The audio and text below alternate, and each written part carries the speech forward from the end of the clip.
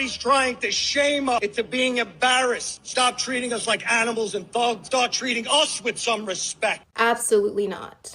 The people are waking up to the fact that you cops exist to protect the interests of the state and the ruling class. I hope every time you close your eyes at night, you feel the weight of shame and disgrace for the profession you chose. You were not born into this profession. You weren't forced. You applied, committed, and swore to uphold a system that grants you power over the people. Stop trying to make yourselves the victim when you are the armed extension of state power. Stop acting like you're the underdog when you're backed by bloated budgets, inflated salaries, military-grade equipment, and near blanket immunity from accountability. Stop demanding respect when you brutalize protesters, murder with impunity, and then hide behind the badge. Since your inception in this country, you have been a racialized and class-based system. In the South, it began as slave patrols. In the North, it emerged to suppress labor strikes and protect private capital. The police were never meant to protect all people, only property and power. And today, we see videos every day of cops harassing and arresting unhoused people for trying to survive. They collaborate with ICE to kidnap and deport migrants, often without warrants or meaningful legal protections.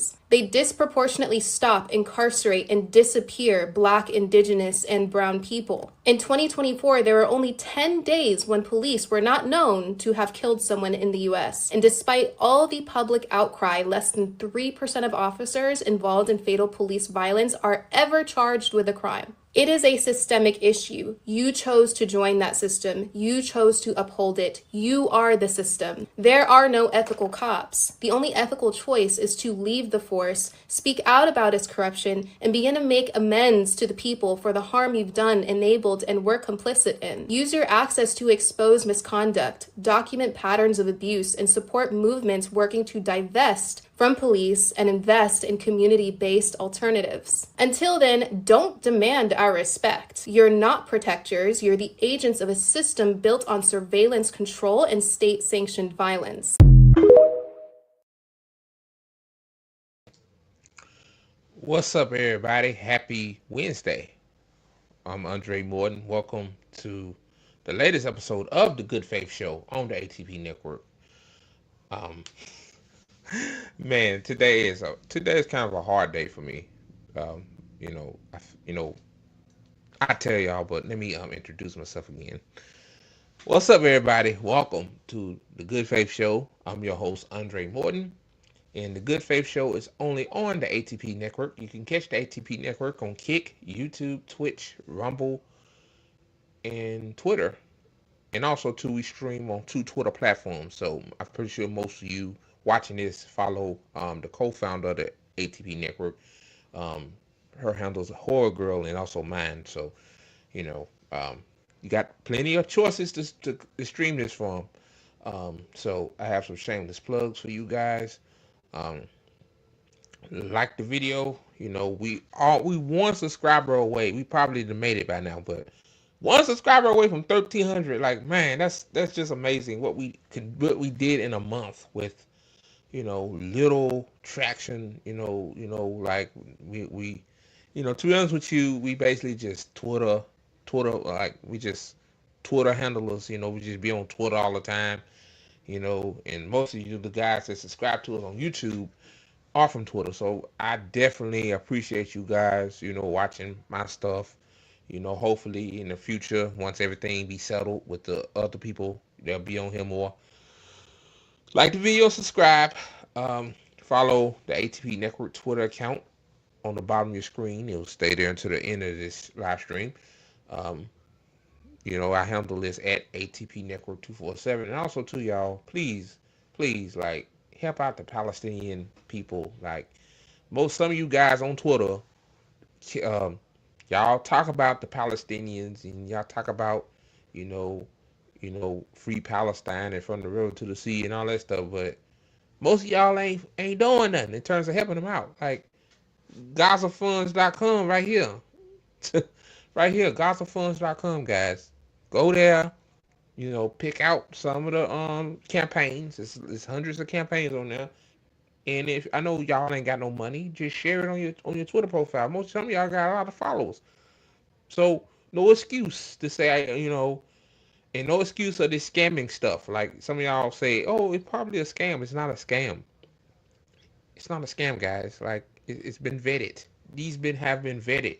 This ain't no rando taking advantage of the Palestinian struggle in Gaza to make money. No. Um, and also too, y'all, it be an influx of Palestinians that be on Twitter, be into people's DMs. Be respectful of these people, man. You know what I mean? Like I know some people came to me saying, so many Palestinians in my DMs. What do I do? Well, do the best you can. Just respond to them. Say, hey, you know, I'm gonna give you a few dollars, or I'll push the campaigns out. Like that. That's what they really want us to do. You know, like they follow the people that talks about Gaza and Palestine. But some of y'all, man, like y'all gotta yeah, you gotta if you're gonna walk the talk, you gotta walk the walk as well.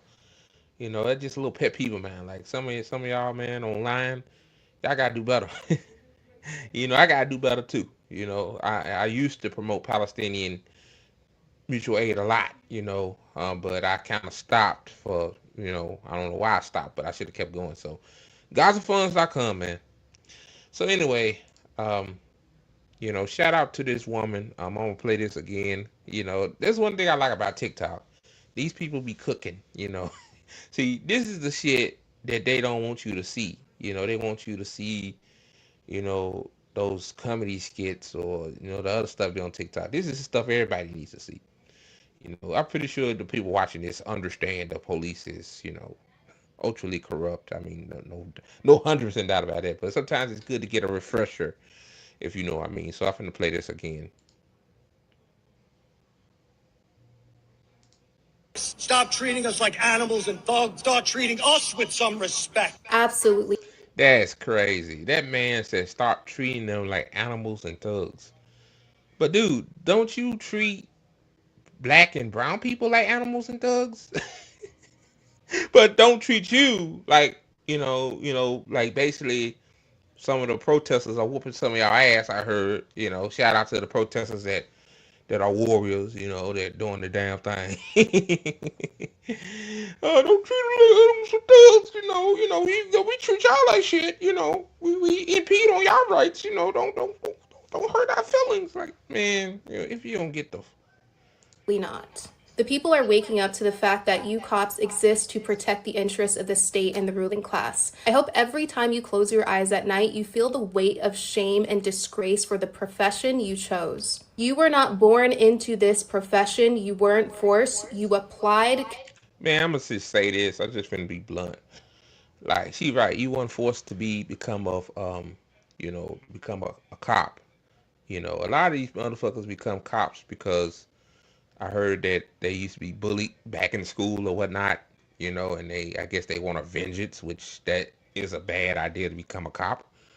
You might see somebody that looks like the bully that fucked with you, and then you want to just torture them. I think that's why some of these cops do what they do. Another reason is welfare. Like, think about it. Cops can literally do whatever the fuck they want. They could kill people. They can, seize property. Damn near welfare. Like a lot of people ain't saying it, but that's the damn truth, man. But I ain't gonna browbeat this video. I'm gonna play it on and pause it, because I gotta get to some significant news stories. So here we go. Admitted and swore to uphold a system that grants you power over the people. Stop trying to make yourselves the victim when you are the armed extension of state power. Stop acting like you're the underdog when you're backed by bloated budgets, inflated salaries, military-grade equipment, and near blanket immunity from accountability. Stop demanding respect when you brutalize. Thugs start treating us with some respect. Sorry about that, guys. Yeah, immunity. Yeah, it's crazy. Like, they want respect, but they get immunity to unalive us. I gotta watch what I said on YouTube. I said kill earlier. Oh boy. But yeah, man, like, come on, bro. Come on. Stop that. Stop the cap. Oh, treat us with respect. Budgets, inflated salaries, military grade equipment, and near blanket immunity from accountability. Stop demanding respect when you brutalize protesters, murder with impunity, and then hide behind the badge. Since your inception in this country, you have been a racialized and class-based system. In the South, it began as slave patrols.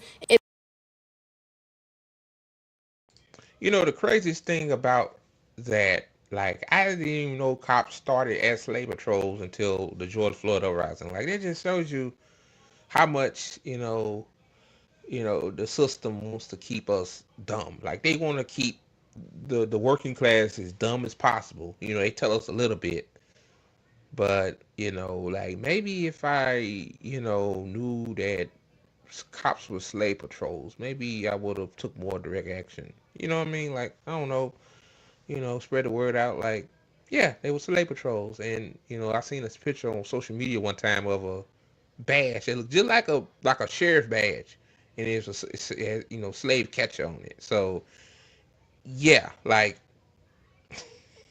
nothing has changed, dog. Like, they literally doing the same thing that they did back in the 1800s, 17, really before that, 17, 1800s. Like, they round up a bunch of people that look like me, you know, plant stuff in our vehicle and take us to a cage, pro, uh, amp up charges that we probably innocent for, and then send us to a penitentiary.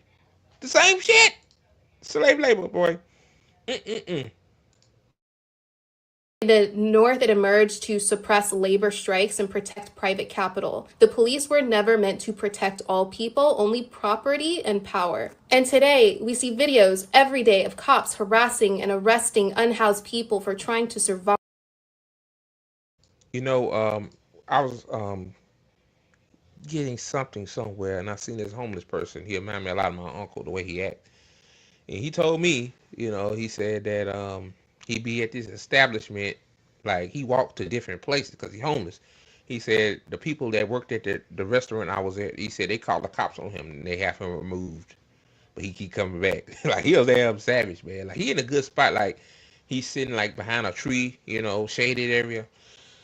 It's on Twitter of me giving him some money, maybe I shouldn't have done that because I don't know, like, these days, like, if I say, hey, I gave a homeless man $80, people are like, yo, you capping, you just doing it for likes and retweets. No, I'm not.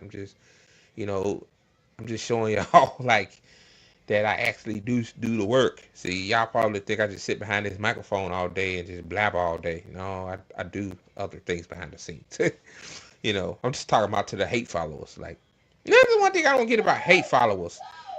Sorry about that, y'all. That's one thing I get about, I don't understand about hate followers. You hate me, but you follow me. Like, I just don't understand that. But back to this. They collaborate with ICE to kidnap and deport migrants, often without warrants or meaningful legal protections. They disproportionately stop, incarcerate, and disappear Black, Indigenous, and Brown people. In 2024, there were only 10 days when police were not known to have killed someone in the U.S. And despite all the public outcry, less than 3% of officers involved in fatal police violence are ever charged with a crime. It is a systemic issue. Yeah, and they have police that police themselves, IAB or whatever. Like, yeah, that's a smart system. Yeah, kill an unknown person. Come up with some shit like, oh, I thought he had a weapon, then they back free again. Or if it's or if it goes viral online, usually, to protect the police department, to protect their fucking ego, they usually fucking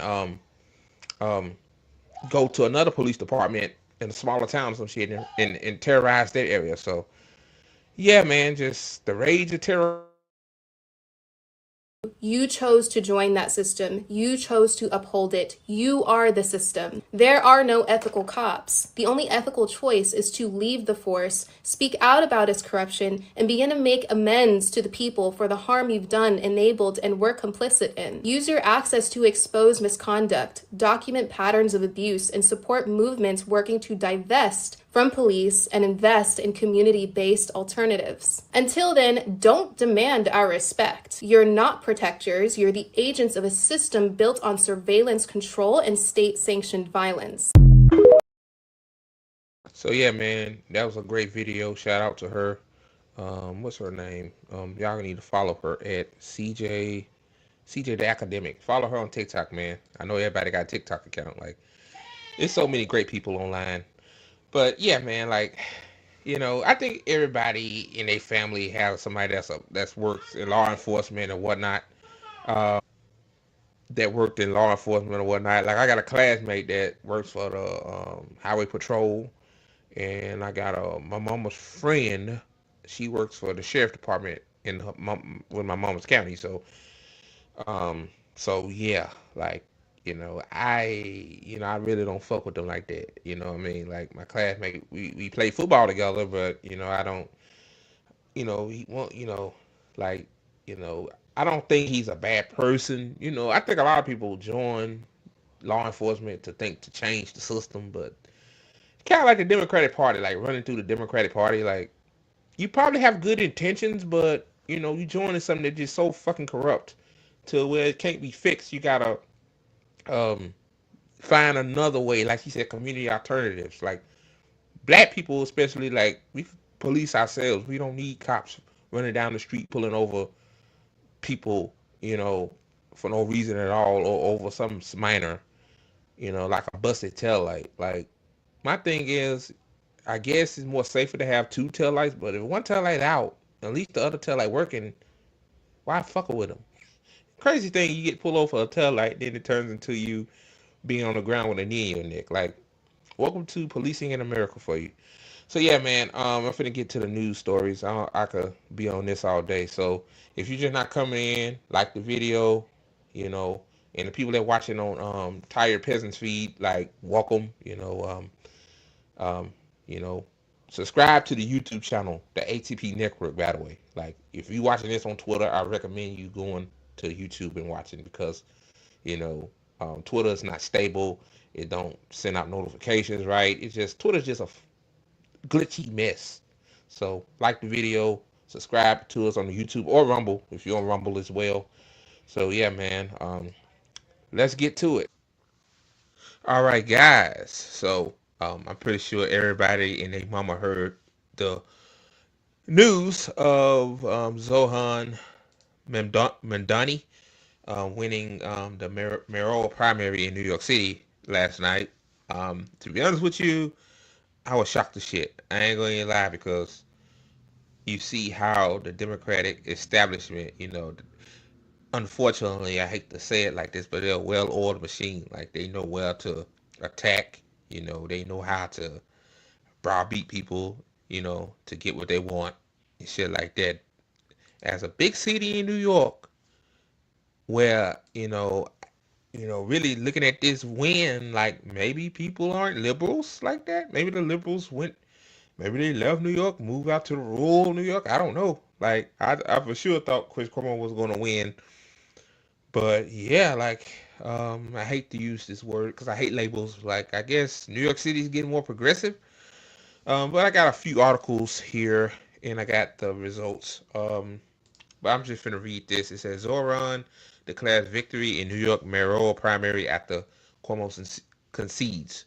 So let me continue. Um, he said tonight is his night, says as governor, as progressive state representative tells supporters we made history. Uh, so yeah, and I don't know what's up with the Zohan, like, fanaticism. Like, damn, like, I seen a few people on Twitter, you know, like the way he was smiling, they were talking about that. Like, really, like, that's just kind of weird and creepy. But anyway, let me continue. I ain't gonna read all of this because I got a couple other articles, but Zohran appeared to have cleared the first hurdle on his path to becoming New York's first Muslim mayor, declaring victory in the city's Democratic primary on Tuesday night, although it may be days before his final result is known. I mean, he won. Like, what do you mean final result? Like, if somebody concedes to the person that's leading, winning, then it's over. Like, I mean, I guess they talk about numbers wise, but in a stunning upset, Andrew Cuomo, who had been a heavy favorite until recent weeks, conceded after it became clear that the 33-year-old Democratic Socialists have built a substantial lead over the more experienced but scandal-scarred former governor.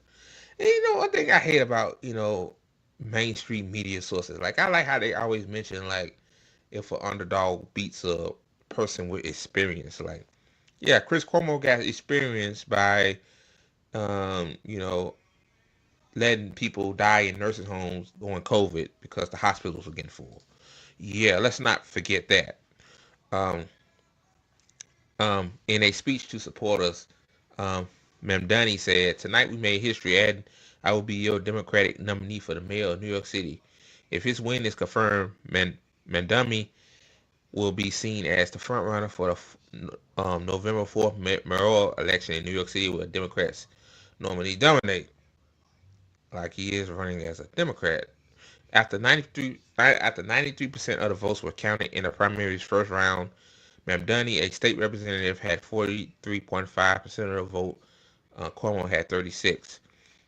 It says, speaking at a campaign rally, Cuomo said Mamdani had run a really smart and good, impactful campaign.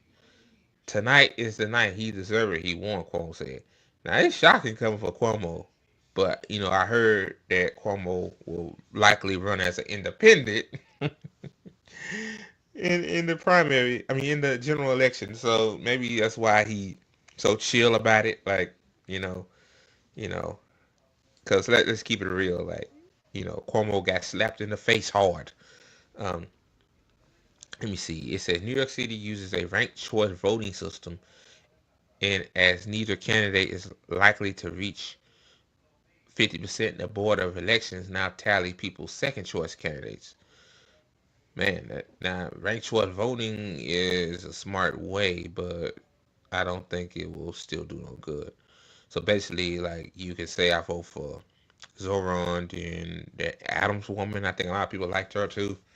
Um, but let me continue. It says now Dummy, who cross endorsed with Brad Lander, a progressive who came third with 11.4% of the vote last week, is predicted to benefit more from Cuomo from the count. He thanked Lander for his speech telling supporters, today we have shown the power of politics of the future.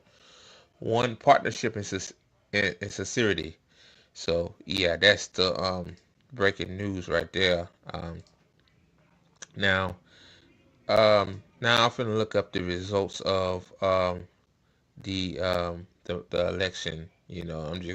I'm just gonna see why he won. Let me pull it up right quick. Cause it's shocking to me, bad. Ain't gonna lie. Like, yeah, here it is. Uh, Excuse me, guys. But yeah, it says here, the primary results. As you can see, Zoran won. 93% of the votes are in. 43.5%. Then Andrew Cuomo came second, a distant second with 36.4%. Then yeah, Adrene Adams came in fourth, 4.1%, and Brad Lander came in. Ain't Brad Lander a billionaire or something like that? Like, that's crazy. Like, how billionaires could buy their way into elections. Like this man, I could tell this man probably got in at the last second, and he still got 112 votes. I show you, man, the corruption of money can do. So this is the map on um the right side. Manhattan. Um, I think Manhattan was the deciding factor in Zoran winning. He had 114,000 votes. He came in at 39%. He won Queens. He came in at 46%, and he won Brooklyn, which came in at 49%.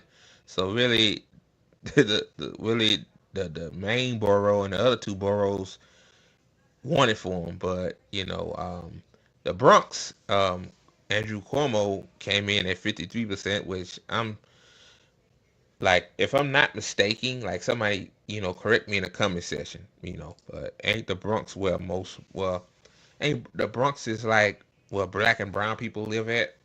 Like, yeah, that's kind of surprising. Like, you vote for AOC in one of the districts in the Bronx, which fuck AOC, but I'm just saying, like, but you vote for Andrew Cuomo, But they said Zoran support among black people was relatively low, but he still was able to pull it off. So, kudos to him, man. Like, really, these politicians, man. Like, the problem I have with them is they don't have a black agenda. Um, like in Staten Island, I forgot about that. Andrew Cuomo came in at 46%. So, and he very underperformed in Staten Island. Let me see, what's the population of Staten Island, right quick? Give me a second, guys. Let me see. Population of Staten Island. Um, 492,000 people lives in Staten Island. That's from 2023 according to Google. And people did not come out to vote much in Staten Island. So you can say that Staten Island like will most likely would be the deciding factor, I guess. And I think Staten Island. Oh yeah, I forgot. Staten Island is the conservative part of New York City, so it kind of do make sense. So but like so I mean, yeah. So yeah, man. The problem I have with I see even some lefties are happy about him winning, but I'm not happy.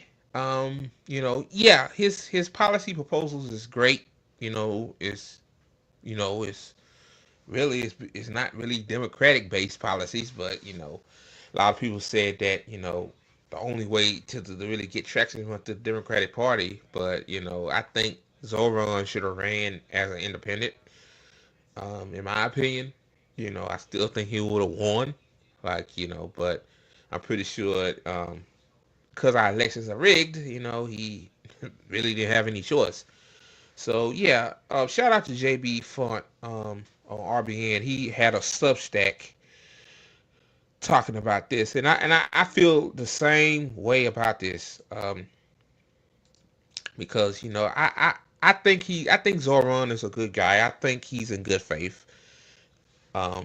But like again, like when you in the Democratic Party, bro, like you gotta go by the Democratic agenda, which is be a centrist, a centrist, you know, like he can't be far to the left. And Zoran's policies is way far to the left. So here's the article. Go support his Substack. I'm gonna put the link to the Substack in the description box below this video too. So, excuse me, I'm tired of a motherfucker, man. It says I don't trust Zohran Mamdani.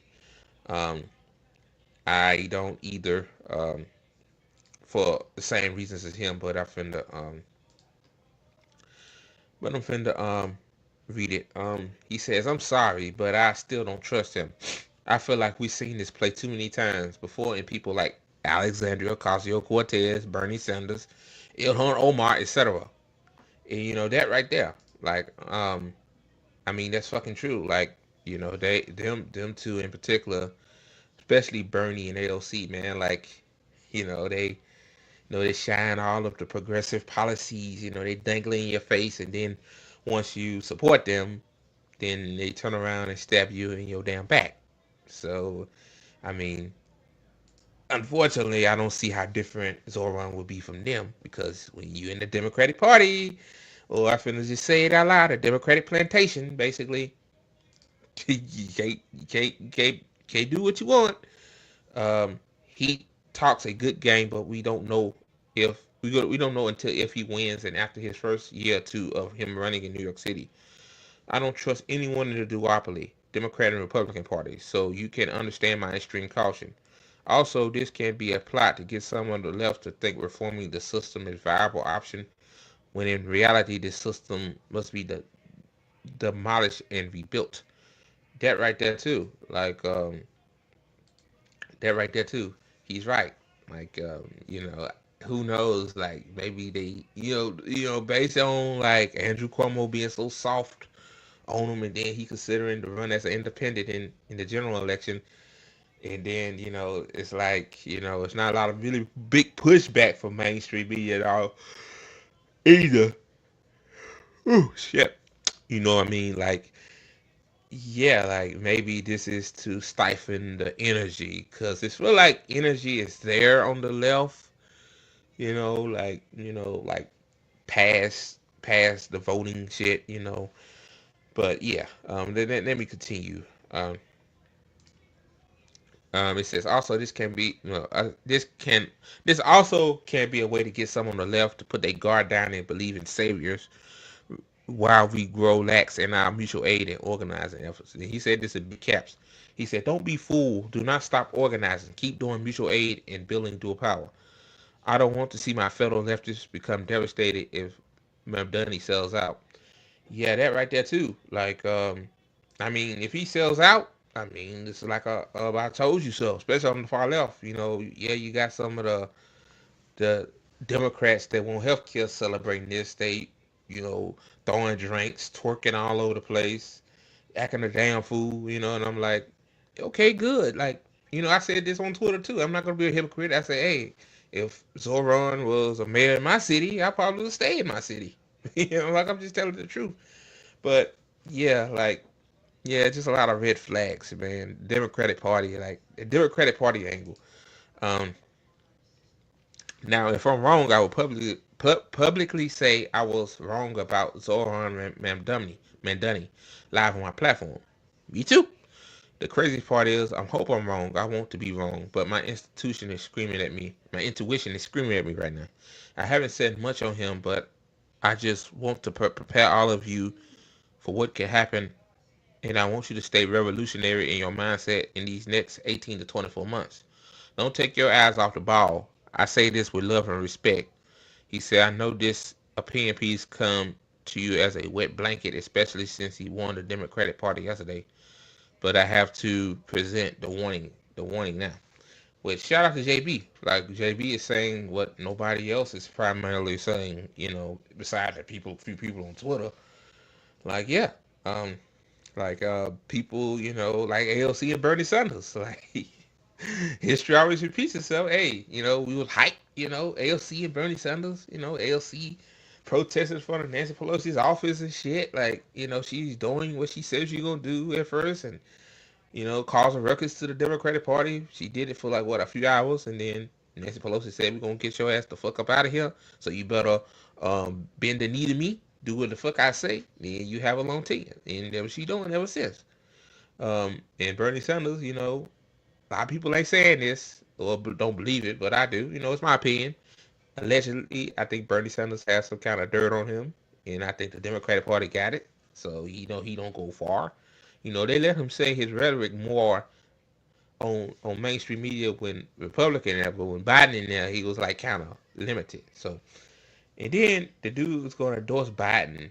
Him and AOC, by the way, and they good and damn well knew that this man wasn't able to run for president. Like the fucking hypocrisy, man, is just too real. So, you know, again, you know, I hope Zohran make New York great again. Oh God, I really do. I hope he make New York great again. Like, you know, New York, you know, it's really been ran by a bunch of corrupt ass politicians for so long. The Giuliani's, the Michael Bloomberg's, you know, then the Eric Adams of the world, and the other motherfuckers in between there. Like all these motherfuckers are corrupt. You know, and Zoran, you know, he seems like he means what he say. I said seems like it. You know, I could talk all day, say I'm gonna do this and this and that. Then I get sworn into office and don't do shit. Then New York still be the fucking same like it was when Eric Adams was running. So, all right, guys, that's all I gotta say about that. On to the next story. So President Trump, was not happy yesterday, boy. So apparently, I think Tuesday morning, no, Monday morning. Apparently Monday evening, apparently Trump announced that it was going to be a ceasefire between Iran and Israel. You know, basically saying it's going to be an end to the war. But apparently, um, Israel claims that Iran, Iran, Iran broke the ceasefire deal, which, like, I don't believe anything in what Israel says. Like, if you believe what Israel says at this point, you just a lost cause, man. I'm sorry. Um, like, it ain't no help for you. Like, all the evidence is right there about what Israel is, bro. They are apartheid, evil ass apartheid regime that needs to be defeated. I give credit and credit due to Iran for retaliating the way they have done. Like they had to do it. Um, you know, um, but when Trump got heat to it, I guess he was going to a NATO summit or some shit. Yeah, that's what it said on the screen. Trump was mad as fuck. Like, look at his face. Like, the orange and shit's turning like dark orange. Here we go, man. I'm gonna let it play all the way through. Israel says that Iran violated the peace agreement and the ceasefire agreement. Do you believe that Iran is still committed to peace? Yeah, I do. They violated it, but Israel violated it too. Are you questioning if Israel is committed? Israel, as soon as we made the deal, they. I'm shocked he said Israel violated too. Wow. He's like, I'm gonna let it play. Then I'm gonna get my thoughts on this because I got some more stuff to get to. But yeah, man, like came out and they dropped a load of bombs, the likes of which I'd never seen before. The biggest load that we've seen. I'm not happy with Israel. When I say, okay, now you have 12 hours, you don't go out in the first hour and just drop everything you have on them. So I'm not happy with them. I'm not happy with Iran either. But I'm really unhappy if Israel's going out this morning because the one rocket that didn't land, that was shot, perhaps by mistake, that didn't land. I'm not happy about that. You know what? We basically have two countries that have been fighting so long and so hard that they don't know what the fuck they're doing. Do you understand that? Do you have to respond to Iran?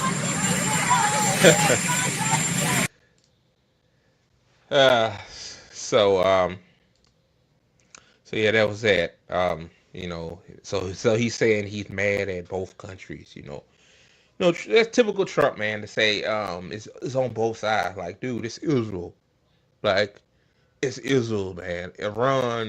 Iran, most likely, they said Iran struck them, but Iran said they didn't do it. I believe Iran over I believe Israel. You know what I mean?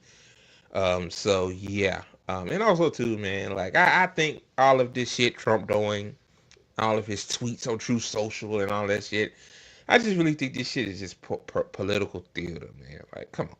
Like, so you telling me that, like we did not just see that Israel and Gaza had a ceasefire. I mean, Hamas had a ceasefire. Um, and Israel was still killing Palestinians in between the ceasefire. Like you can't tell me, like you can't tell me that it ain't funny, man. I'm not laughing. I'm just flabbergasted. That's just the way I am. I get flabbergasted because these people, they pretend they stupid, but they know more than we think. Like, Israel broke. Like, I got an article right here. I'm gonna pull it up. That's why I got receipts, baby. Um, you know. Um. Now. Wait a minute. Hold on.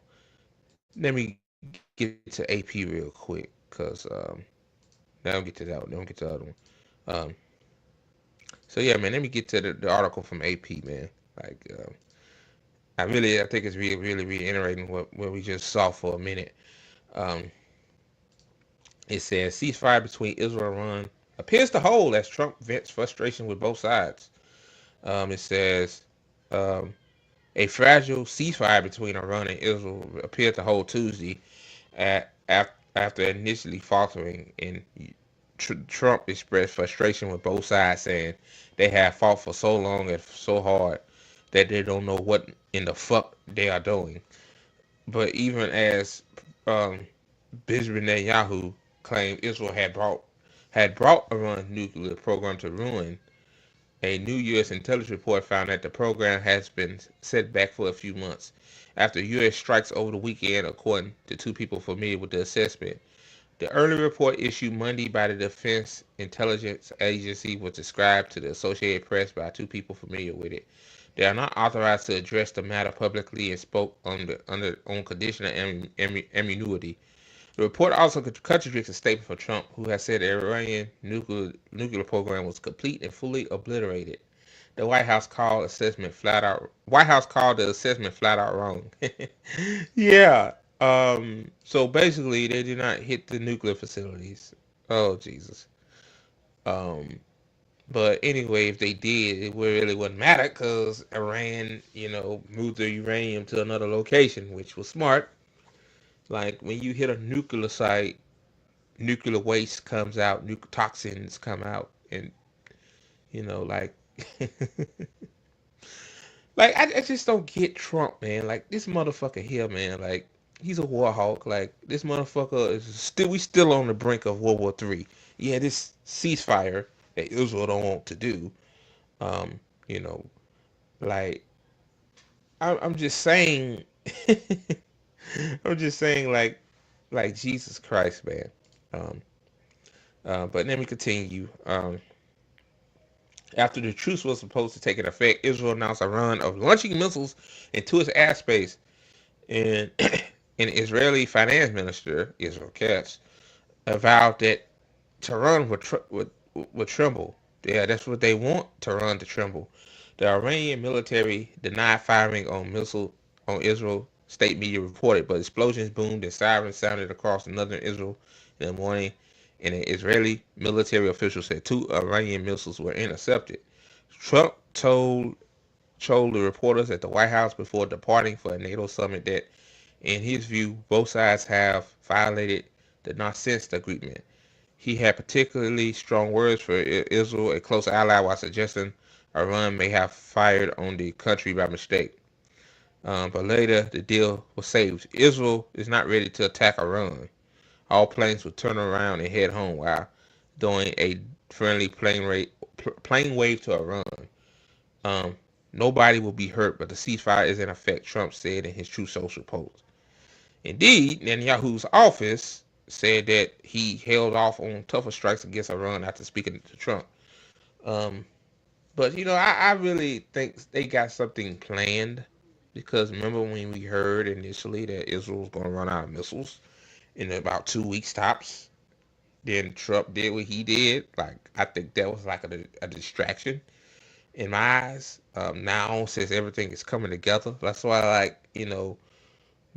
we're all saying World War III, which is still a possibility now. Like, I don't put nothing past these neo-hawk war criminals, man. Like, you know, but I'm just saying, like, I don't know, man. Like, yeah, something is being planned. Um, it says UN, Iran's UN ambassador Amir Saeed told the UN Security Council Tuesday that the Islamic Republic emerged proud and steadfast from the aggression by Israel and the United States. This proved one simple truth more clearly than ever: diplomacy and dialogue are the only path to resolving the unnecessary crisis over Iran's peaceful program, he said. So yeah, you know, so yeah, that's that. So basically, the ceasefire is still in effect. For how long? Who the fuck knows at this point?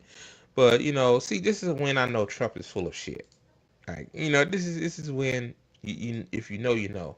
Now I pull this up from now before I pull it up. Apparently, Trump said that now they in talks of a ceasefire in Gaza. Which Israel is still unaliving a whole bunch of Palestinians. But let me pull this article up right here. Um, right here. Uh, so Israeli attacks kill at least 64 as Trump signals progress in Gaza talks. So my question is to Trump, like, you hurried and allegedly got a ceasefire done between Iran and Israel. Why not have a ceasefire between Gaza now? Progress. Like, fuck your progress, dude. My people are getting unalived here.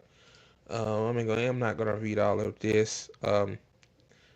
But it says Israel attacks have killed at least 64 people in Gaza Strip, including 14 Palestinians who are waiting near aid distribution centers. Medical sources told Al Jazeera, even as United States President Donald Trump said great progress was being made to bring an end to the war. Not a war, it's a genocide. Um, it says sources tell Al Awamda and Al Aqsa Martyrs Hospital in Gaza that Al Jazeera told Al Jazeera that at least 9 Palestinians were killed and several others injured by Israeli fire earlier on Wednesday while waiting for aid near the Nazarian Junction, and Central Gaza. So they still doing these fucking these aid sites. Well, they're not really real aid sites; they're fake, but they are burning them up. They're shooting at them, killing them. Like, damn, man, how long can this shit continue, bro? Um, the deaths are the latest wave of violence near the aid distribution points established late last month by the controversial Israel and U.S.-backed Gaza Humanitarian Foundation. That's crazy, man. Like, the United States is in on the killing too. I mean, of course, like we gave Israel 2,000-pound bombs to pile on Gaza. I mean, what else is new? Critics have slammed as human slaughters and death traps. The GHF has come under fierce criticism from aid agencies in the United Nations, which says the group is not able to meet the population's needs and turn food into a weapon for Israel to carry out its military operations. Um, it says, according to Gaza City, Al Jazeera's Hani Mahmoud said aid distribution centers run by GHF are typically established very close to where Israeli forces are stationed, of course, with their tanks, armored vehicles, and surrounding snipers. So yeah, it's a trap. But I think the Palestinian people know it's a trap, but they're so hungry and desperate to feed their family and feed themselves, well, they are willing to die to get this aid, even though they know, they know what's going on. But see, that's what Israel was counting on them to be desperate so they can go to that them aid centers and the rest. Gotta be careful on YouTube. Um, so yeah, man, I'm gonna stop right there. Um, yeah, I try not to read the whole article anymore. I used to do it, but out of respect of these people, they put this stuff together. You read a little bit of it and you give commentary. So here's my final thoughts on this ceasefire thing. I think they got something up bigger on their sleeve. I just don't. It's not in good faith, man. It's just a lot of red. It's just a lot of flags, false flags I see with this. Um, you know, um, Trump always wanted to attack Iran, and now all of a sudden, see, he didn't say between U.S., Israel, and Iran. He said between Israel and Iran. So Trump got something else up his sleeve. You know, like, you know, like, y'all gonna come back to this live stream or video or clip whenever this be, and y'all gonna say Andre is right. So, all right, guys, on to the next. All right, guys. So what I got here is shout out to Market Kimberly. Really, it's from Case Study QB because that's his watermark right there. But Market Kimberly tweeted this out. She says, if you show up there wearing a kafaya, you show up chanting from the river to the sea, that will be just like a white person running up with a Confederate flag in Harlem. Says Van Jones. Oh, God. Van Jones, man. What happened to the Van Jones of the 1990s, man? Like, the pro-black militant Van Jones. Like, shout out to Sabby. She showed a clip of him being, on the right side of history. Now, like this guy, he's been bought and paid for by the Democratic plantation. And now he's saying stupid shit like this. And obviously, this is some Zionist rhetoric. Like, let's just keep it 100. Like, to be honest with you, that's a bad analogy because, to be honest with you, Zionism is equivalent to the Confederate flag waving motherfuckers. So, without further ado, man, let me play this video. It's just 3 minutes. It's 5 minutes long, actually. So, yeah. And also, if y'all watching, give this a thumbs up. President Biden is condemning Sunday's violent street protests between Los Angeles pro-Palestinian and pro-Israel counter-demonstrators. Protest organizers say they were targeting a synagogue where an Israel real estate event was taking place. Biden said he's appalled by what he saw. He said, quote, intimidating Jewish congregants is unconscionable, anti-Semitic, and un-American. CNN obtained this video appearing to show two men wrestling on the ground as others kick them. The violence prompted LA's mayor to beef up security. I didn't cover this, so I think this happened before I started my channel. But I think Mark Kimberly said Van Jones is full of shit. Like, yeah, I'm about to say, like, wait a minute, Biden's still the president? But I'm gonna continue to play it anyway. Hell, why not? Like, I didn't get to cook Van Jones' ass. Now I do. So here we go. At houses of worship around the city. Let's discuss with CNN senior political commentator and former Obama administration official Van Jones. Van, great to see you. I'm curious to get your reaction to these scenes playing out, not just in Los Angeles, but we've seen similar ones across the country. Well, look, this is unacceptable. As a father who's actually trying to raise my children in Los Angeles, I want to just applaud Mayor Bass, Governor Newsom, and President Biden for speaking up about this. Listen, if you don't like what's happening in Gaza, it's your right to protest. That's not a problem. But you protest a policy. You don't protest a people. When you protest a policy, you go to... Like, dude, Van Jones. Oh, God. Yeah, this was last year. I remember Sammy Saps covering this. Hey, but why not go back over it since Margaret Kimberly brought it up? Shout out to Margaret Kimberly, by the way. I like her a lot. Like, Van Jones, like, people are protesting because to stop the genocide that's happening in Gaza, bro. Like, we're not protesting against Jews. That's what he's saying. We're not protesting against Jews, dude. We're protesting against the slaughter of Palestinians. Oh my God. Like, you know, Van Jones, I guess he's one of those professional managerial class type people.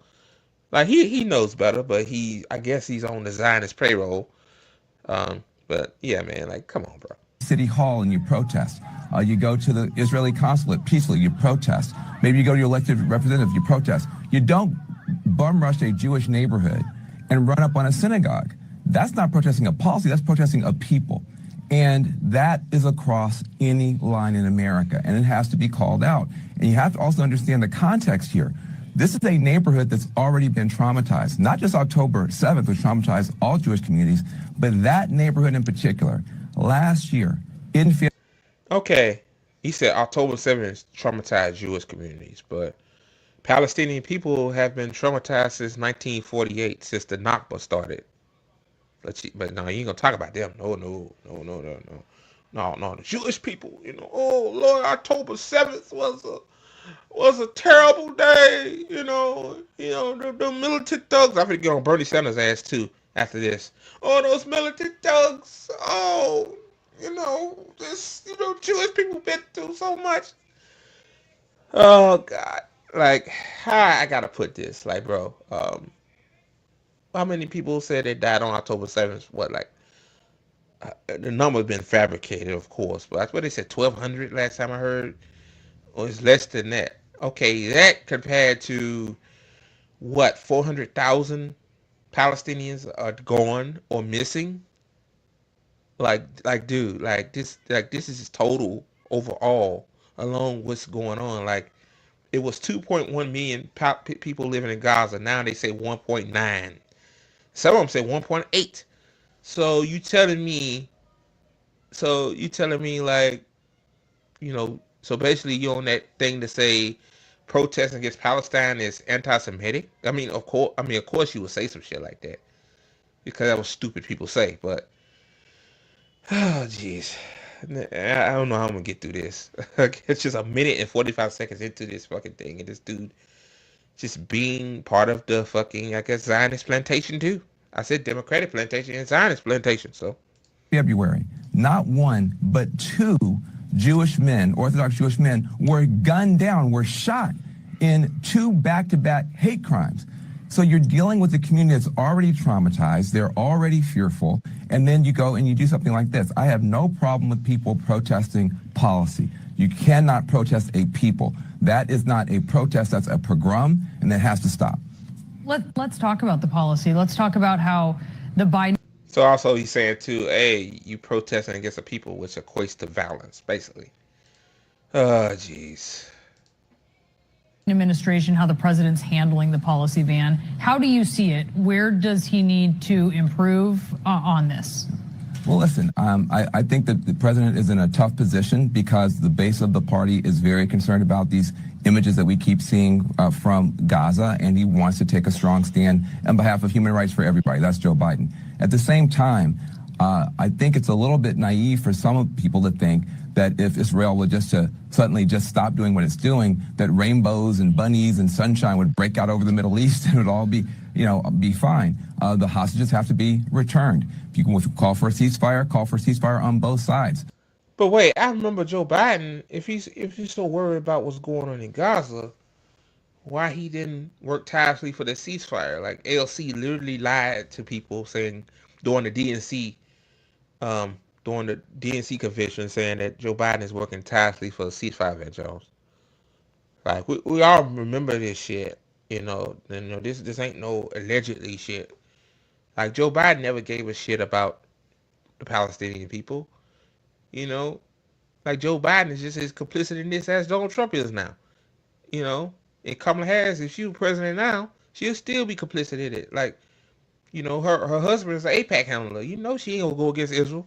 And hell, since people want me to shit on Democrats, hell, I believe that if Kamala Harris was president, we'll be in World War III right now. I mean, at least Donald Trump, even though I ain't getting him no credit, because, like, why? But at least, he trying to, like, pretend to paint a facade of a ceasefire. You think Kamala Harris would do that? Because Dick Cheney will be, in her cabinet. Dick Cheney, man, I bet Dick Cheney will foam at the goddamn mouth when Trump dropped them airstrikes in Iran, man. In Iran. So, boy. Hamas is still firing its rockets. They still have hostages kidnapped. So this is a complex issue. But here's what's not complicated. Israel never gave a shit about the hostages. Israel killed their own hostages, Van Jones. You know that, right? I know. That's basic fact, man. Israel unalived their own hostages. But Hamas, though, Hamas still firing their rockets and they still got people kidnapped. And the crazy, the people that have been released by Hamas saying that, damn, Hamas, they weren't bad. They took care of me. Like the people you see, they don't look like they malnourished. They don't look like they in bad shape. So that shows me that, but yeah, let me continue. Oh boy. Politics can be complicated. Geopolitics can be really complicated. How you treat your neighbors, how you treat people in your community is not complicated. You don't run up, I haven't seen any Jewish people running up on mosques with Israeli flags. If they did that, I'd be denouncing that too. There's certain things you don't do. It is a red line. If you want to be a part of a protest and they say, we're going to go to a Jewish community center, we're going to go to a mosque, we're going to go to a Jewish restaurant, that's not a protest. That's a pogrom. That's a... That is a, what? Like, first of all, who's doing that, Van Jones? Like, people, like, the protest that day was in that area. I don't think the intent was to go to a synagogue and burn it down, dude, or whatever you probably think in your head at that time. Like, come on, man. Oh God, these people, man. These people are playing stupid, boy. Like, these motherfuckers, all these motherfuckers gotta roll. It's an anti-Jewish, bigoted act. If you want to be a part of a protest, let's go to a mosque. Let's go and harass the Muslims. That's not a protest. So we've got to get clear in our country what is a fair protest about policy, you can agree or disagree, and what's going after people, human beings, terrifying moms, grandmas, children. Van Jones, nobody's going after, a Jewish grandma, bro, a Jewish mama, bro. Who's going after them? So, like, the pro-Palestine protesters. Oh my God, bro. But watch what he says, man. This shit gets worse. It gets worse.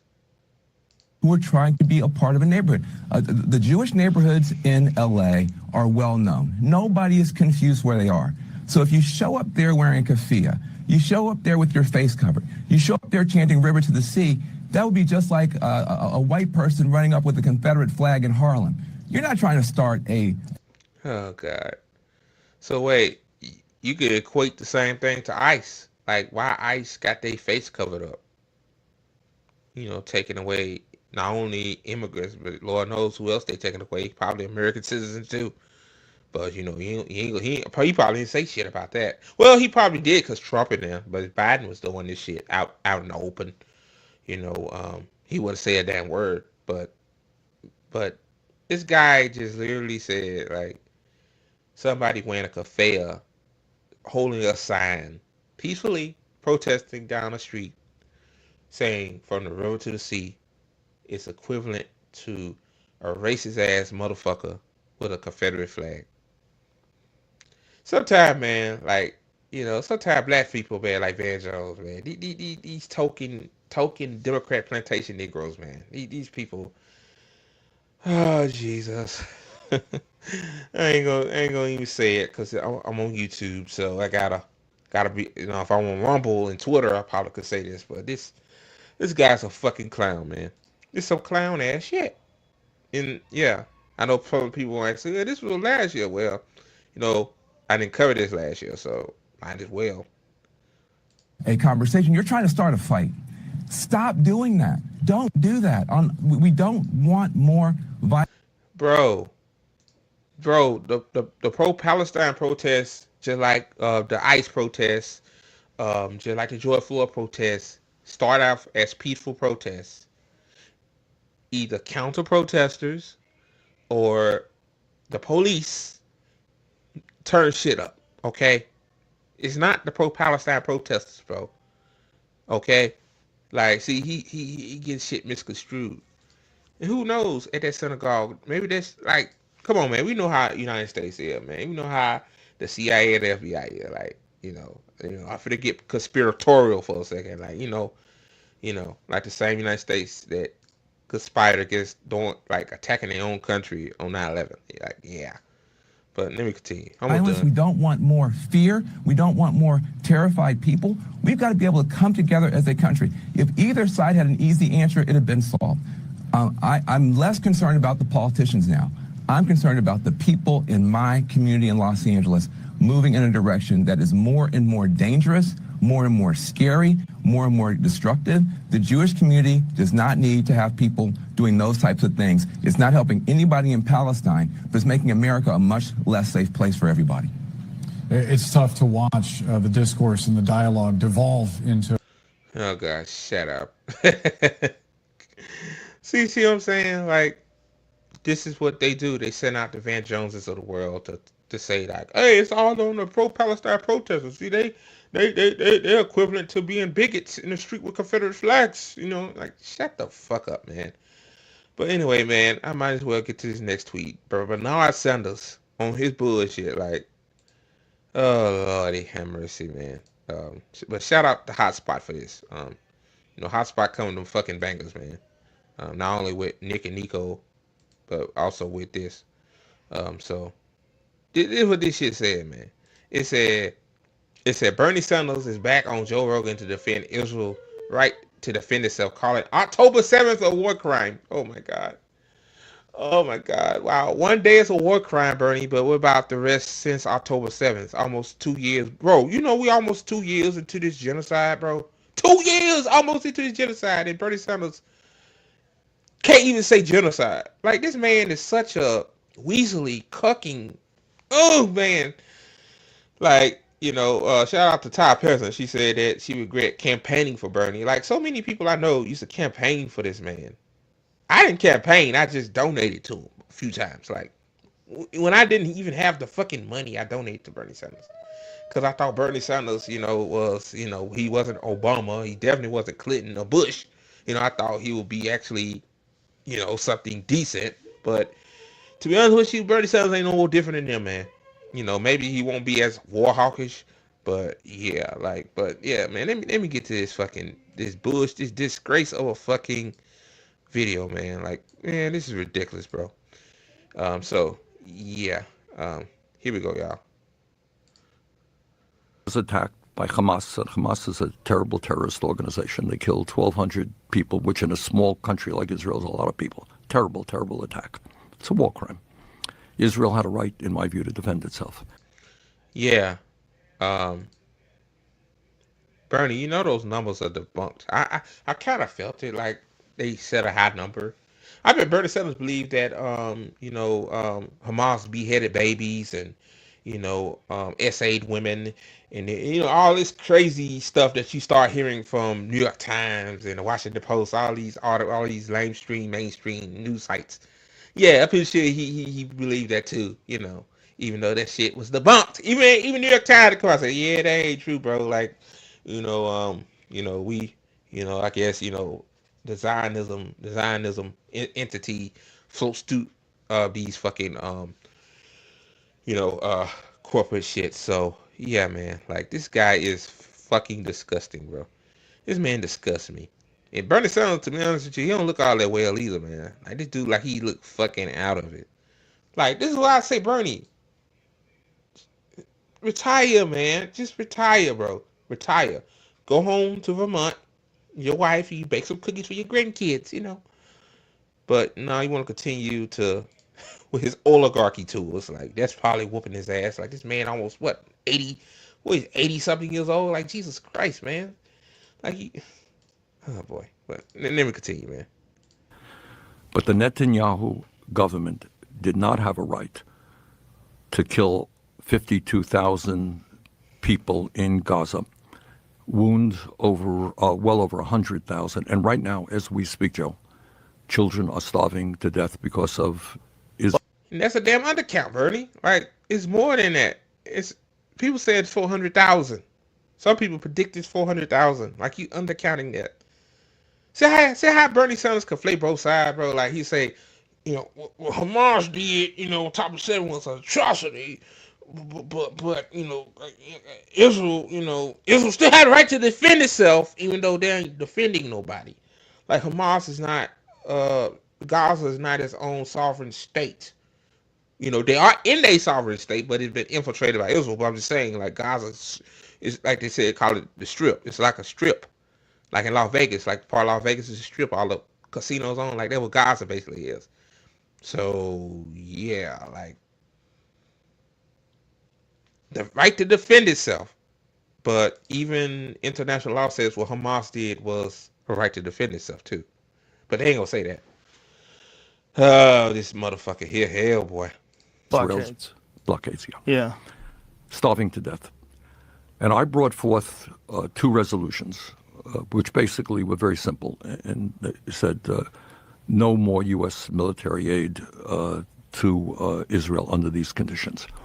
One vote got 15 votes in the Senate. The other one got.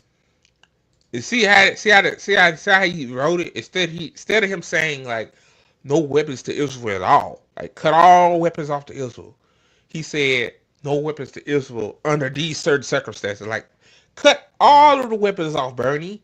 Why are you making concessions to this apartheid regime that murders people in 4K? Like it just. Oh, I need my refund, Bernie. Bernie, I'm gonna reach out to your campaign with your old campaign team or something, motherfucker. You owe me, man. You owe me money, man. I'm telling you. 16. Do you think that members of the Senate do not know what's going on in Gaza? The kids are starving to death. The innocent people are being shot down right and left. They know it. Why do you think I couldn't get more votes? They wouldn't vote against Israel. Right. It's political suicide. Now you're talking. Right. All right. So in the Republican side, you have moneyed interests saying you speak up against Trump, you're out of here. In the Democratic side, you speak up against the Netanyahu government, you're out of here as well. And they have been successful. You have super PACs like AIPAC spending a fortune. You stand, and they have already knocked off a number of members of Congress, good members of Congress, and they will do it again. So all I'm saying is you got a corrupt campaign finance system on both sides, which is rejecting the will of the American people. I mean, Bernie, like, bro, duh. Like, yeah, our government is controlled by AIPAC. Like, yeah, like, this is why they are not going to vote to stop sending weapons to Israel, even though that bill is a sleazy nothing burger of a bill, because Israel could say, yeah, we'll stop doing this. Then you give them the weapons and the money, and they turn around and do it again. Like, oh, jeez. And end up supporting powerful special interests. And if we do not get a handle on that issue, I worry very much about the future of American democracy. Are you going to run for president again? I am 83 years of age. That's what I'm saying. Yeah, well, I'm not sure the American people will be enthusiastic because somebody's 108. You're still very with it. Thank you. You are. Well, I mean, you're. Oh God, no, I don't care. I don't care. Like, hell no. Bernie is done. He's not running no more. He said it himself without saying it. I'm 83 years old. Yeah, you need to retire. So yeah, man. What else I'm gonna talk about here? I got two more, and then I got a fun video to talk about with y'all too. It's something funny, man. Like it just, so much negativity, man, online and just around the world. It's like you need a little bit of a laugh. But man, before I get to that, I gotta show y'all this. This is from Hotspot 2, I think. Let me see. Yeah, I think this is from them. Yeah. So let me share my screen. So yeah. Now right here it says, before I get to the video, it said, breaking: the U.S. strikes on Iran nuclear facility failed to destroy the core of its nuclear program, according to early U.S. intelligence assessments, says CNN. It says, not only did they fail to destroy Fordo or Iran's stockpile of 60% enriched uranium, which we found out that Iran moved it, but the centrifuges also remain undamaged. Damn. The underground storage at Efelston proved to be too deep for the bunker busters. So yeah, they couldn't get to it with the bombs, leaving only surface hit by tomahawks. This means Iran could have reached its current stockpile to weapon grade levels within weeks if it wanted to. And if I was Iran, they need to make a nuke now. Like literally, make a nuke now. You really have no choice, because I said this on Twitter. I said, if the reason why the United States is not messing with North Korea is because North Korea has weapons. I mean, nukes. Like, they're not using them to harm anybody, but you can say, hey man, you try to fuck with us, we got these nukes behind us, we could do some damage to y'all, man. Don't fuck with us. Like, Iran, to be honest with you, should have made a nuke, but Trump pulled out of the Iran nuclear agreement. I think, but they followed it to the T since 2003, right? 2002, 2003. They followed it to the T. It's just that, but yeah. So yeah, I'll show y'all that. So basically, they didn't destroy the nuclear sites at all. Trump said they annihilated it. They won. United States won. The planes turned around home. We went. We did the victory, when you didn't do shit. You just basically just hit missiles on the ground. That's all you did.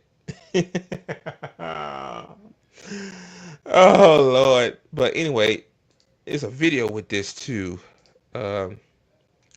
Yes, a video with this too. So let me play this. It says U.S. intelligence confirmed they completely failed to do any sorts of significant damage to Iran's nuclear program. Even if they did damage their nuclear program, like they moved their uranium, and then you got China and Russia behind you. So yeah. But let me play this. This is CNN Breaking News. We have major breaking news into CNN. 3 sources tell CNN that according to an early U.S. intelligence assessment, the U.S. military strikes on 3 of Iran's nuclear facilities last weekend did not destroy the core components of the country's nuclear program, and likely only set it back a few months. That's right. So this is an assessment that actually is out from the Defense Intelligence Agency. That is the Pentagon's intelligence arm. And it was based on a battle damage assessment conducted by U.S. CENTCOM after the strikes, according to one of the sources. Let's go to CNN national security correspondent Natasha Bertrand, who has this exclusive new reporting. This is to that question that has been asked about how much damage has been. So basically, yeah, I think Trump White House came out and said that's not true. That's fake news. But your own intel, your own intel saying something different. They saying it under condition of immunity because they don't want to get cooked by Trump on True Social. So Trump, man, if you go against that motherfucker, man, woo, he'll hand it to you. So yeah, I just thought about that too. Been done. This is a real question. It's also a political question that has been to something that Donald Trump has been sort of dealing with here recently. What are you learning, Natasha? Yeah, look, Brianna, this is the first assessment that we are getting that the U.S. intelligence community has found about the battle damage that resulted from those U.S. military strikes on these 3 Iranian nuclear facilities over the weekend. And as you said, it was produced by the Defense Intelligence Agency, which is the Pentagon's intelligence arm. And it is worth noting that it is a very early assessment. The strikes were only a matter of days ago, and the intelligence community is still gathering intelligence. They are still working to come up with a full, comprehensive picture of what exactly happened here. But based on a battle damage assessment that was carried out by U.S. Central Command, essentially looking at the images and looking at what was actually damaged, the Defense Intelligence Agency has assessed that the core components of Iran's nuclear program are largely intact, and that Iran's nuclear program has essentially only been set back by months. Now, we presented this information to the White House for comment, and White House Press Secretary Carolyn Leavitt, she did acknowledge the existence of this assessment, but she said in a statement that the administration disagreed. Now I would say this before people say I'm a war hawk. Like I don't think we need no nuclear weapons at all. We don't need no nukes for what? What, just to end humanity as it is? But when you got 2 crazy evil ass nations like the United States and Israel fucking with you, yeah, like you gotta do things that you don't want to do. You got to, man. Like they said months. Well, in the months, like you gotta make a deterrent, man. At least a deterrent, Like hey, tell Israel, like, hey, motherfucker, you see our nuke right here?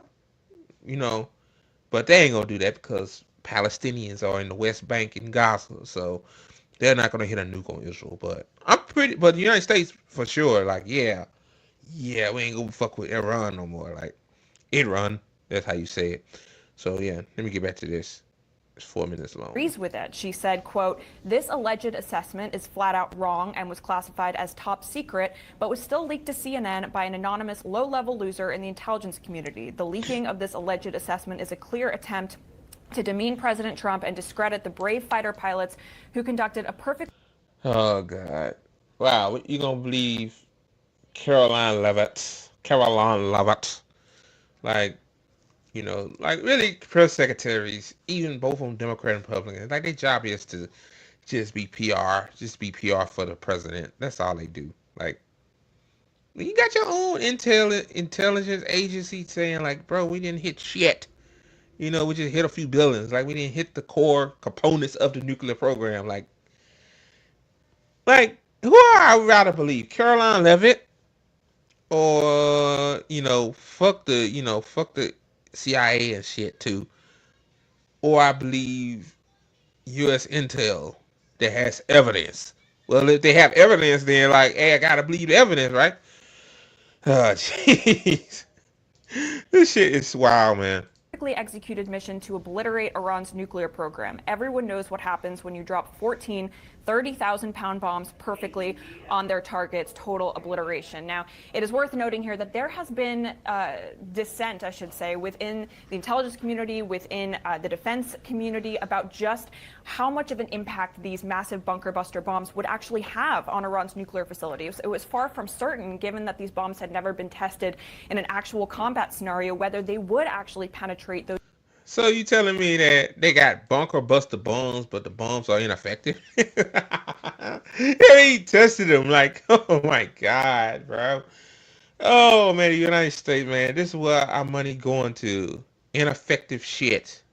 Like, we got some kind of fighter jet or something that's fucking useless. It's not working right. Like, billions of our dollars going to ineffective shit. Oh God.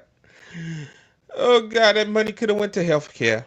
Just healthcare. Like, bro, I need health care, man. I don't want a bunker buster bum. I don't want a fighter jet that can't fly for some reason. I need to look that up, man. But I just don't feel like I'm kind of lazy, man. Almost done to live stream, but oh my God, bro. Then you got the defense and the intel, they conflicted. Like, bro. I mean, like, that's what I say, whistleblowers. Like, a whistleblower came out and say, hey, we didn't do no damage. Like, the unfortunate result is this whistleblower gonna be disappeared. You know, they're gonna do something to this person. They're gonna find out who leaked this stuff to CNN or whatnot. But yeah, like, that's why I say it on Twitter. Whistleblowers need to be protected, man. Like these motherfuckers have information that save our life.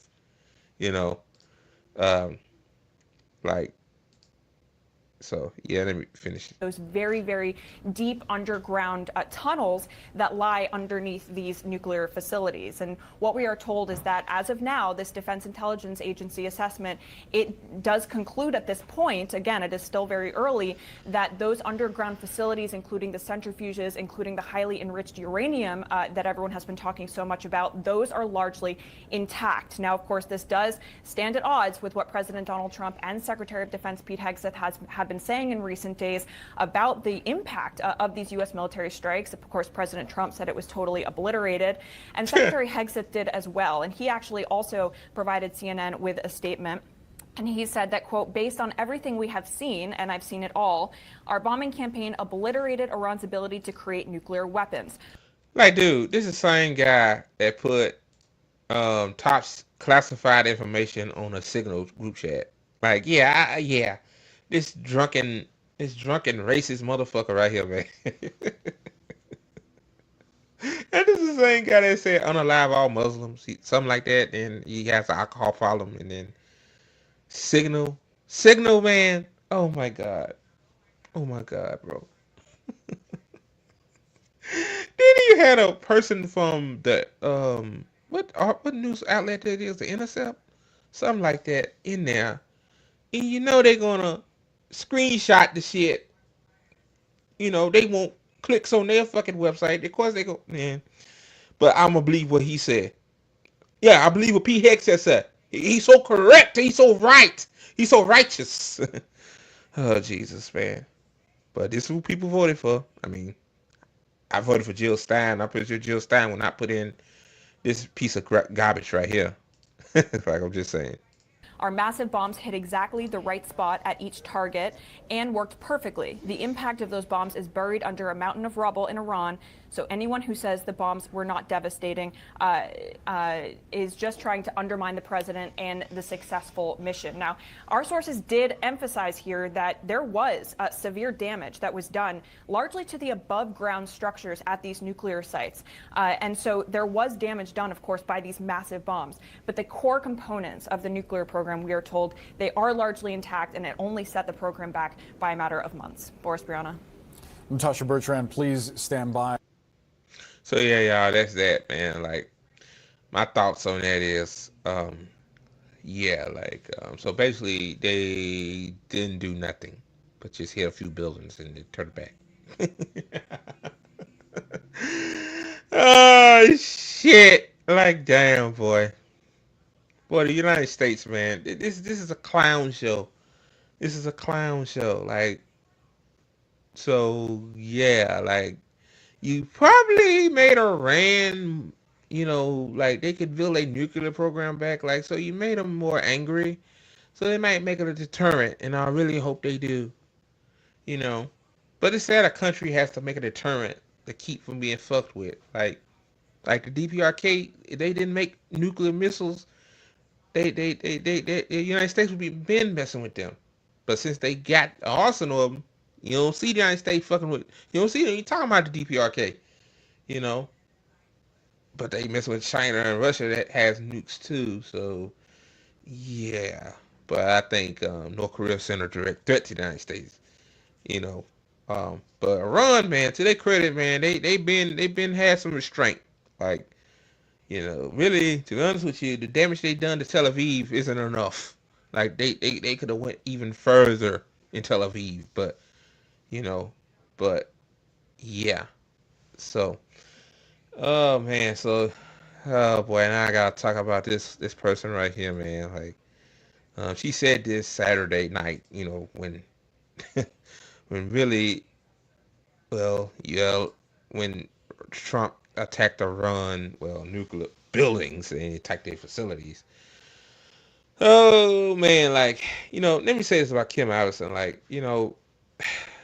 like, I think Kim Allison, I think she does very thorough commentary. Like, I don't watch her stuff a lot like that. I see some clips. I talked about her a few times on the show, but like, what happened with her on the Hill Rising when they wouldn't let her talk to Dr. Fauci over the COVID stuff. I think that was fucked up because my thing is that somebody that has their own perspective on a brand new virus, to be honest with you, like, even if they're wrong, when you like back up the question with facts, like I'm just saying, like if you know you're right, fuck Dr. Fauci. Like Dr. Fauci made a lot of mistakes, but I'm just saying, like, them not letting her talk to him and then they get rid of her, like, that's fucked up.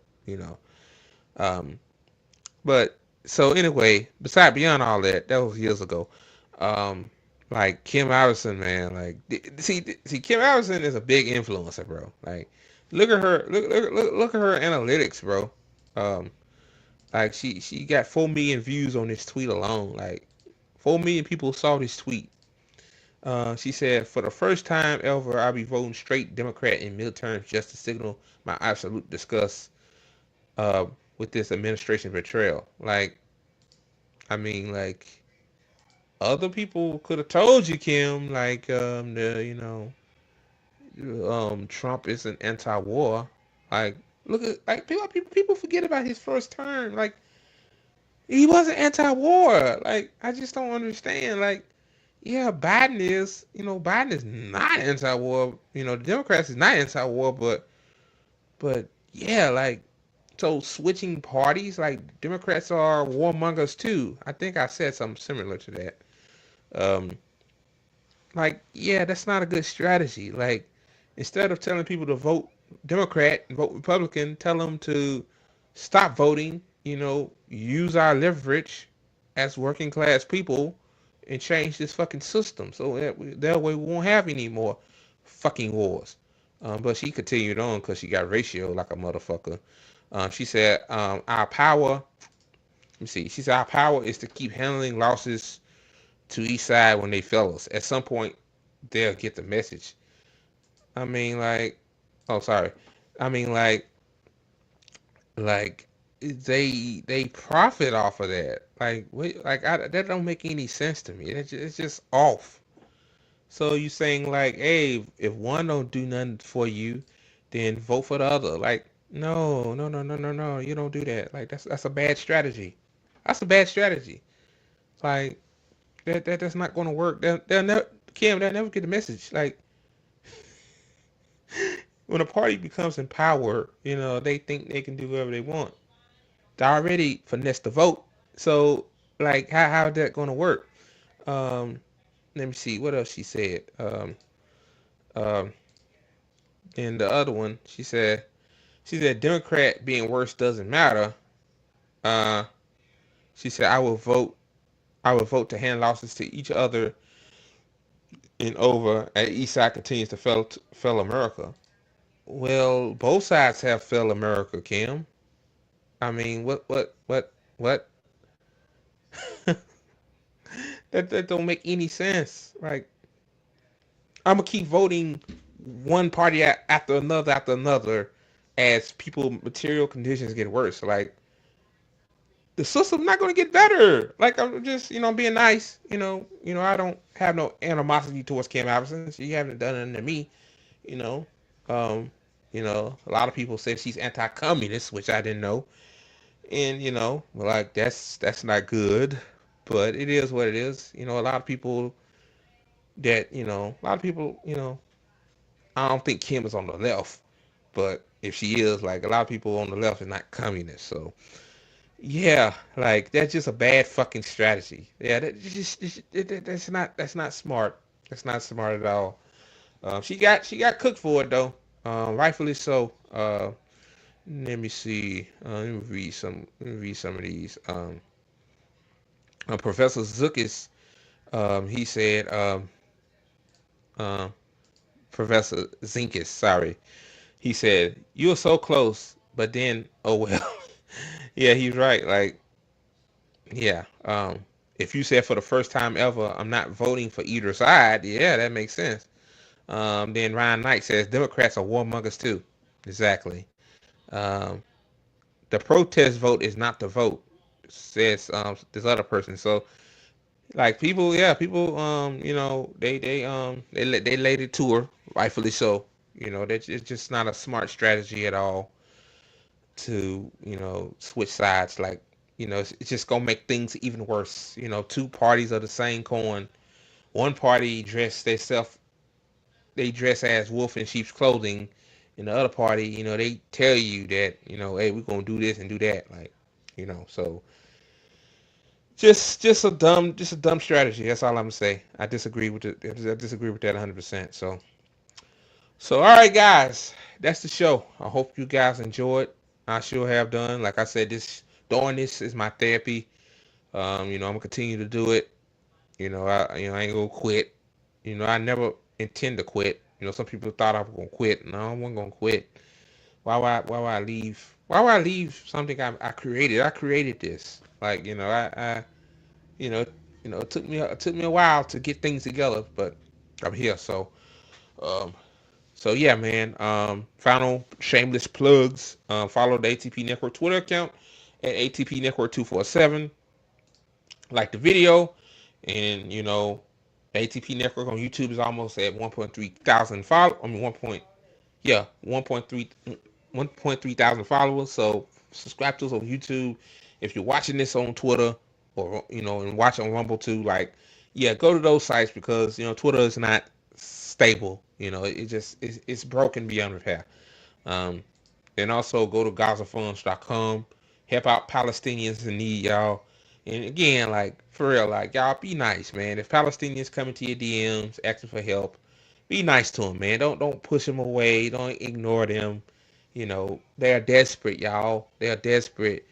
Be in their shoes, man. Like, be starving, be without food, because the imaginary state imposed a blockade, and also too made fake humanitarian zones. Like, these people are going through it, man. They've been going through it for almost 2 years now. Really, they've been going through it on and off, but now it's really dystopian what's going on. So, all right, y'all. Thank you so much for watching the Good Faith Show.